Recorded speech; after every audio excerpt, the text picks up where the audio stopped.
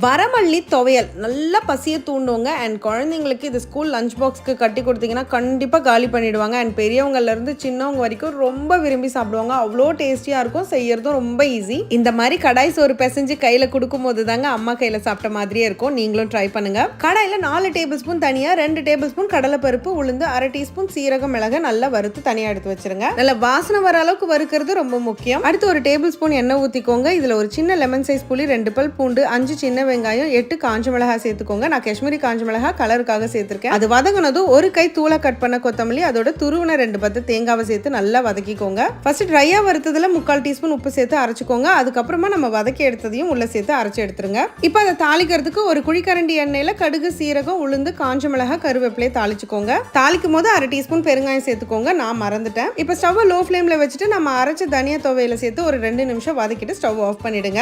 அவ்வளவுதான், நம்ம வரமல்லி துவையல் அருமையா ரெடி ஆயிடுச்சு. இதை ஃப்ரிட்ஜில் வச்சிங்கன்னா 1 வாரம் வரைக்கும் கெட்டு போகாது. ரொம்ப நல்லா இருக்கும். இது இட்லி, தோசை, சப்பாத்தி அதோட சாப்பாட்டில் பிசைஞ்சு சாப்பிட்றதுக்கும் ரொம்ப நல்லா இருக்கும். என்னதான் நம்ம துவையில அரைச்சி எடுத்தாலும் இந்த தவாலையும் கரண்டிலையும் ஒட்டி இருக்கிறதுல கொஞ்சம் சாப்பாடை பிசைஞ்சு சாப்பிட்றதுலே ஒரு அலாதி தான் இல்லையா? ஸோ நீங்களும் கண்டிப்பாக ட்ரை பண்ணுங்க. ட்ரை பண்ணும்போது மறக்காம ஸ்டவ்வோடு சமைக்கும் போது கொஞ்சம் லவ்வோடு சமைச்சிங்கன்னா சுமாராக இருக்கிற சமையல் கூட சூப்பராக இருக்கும்.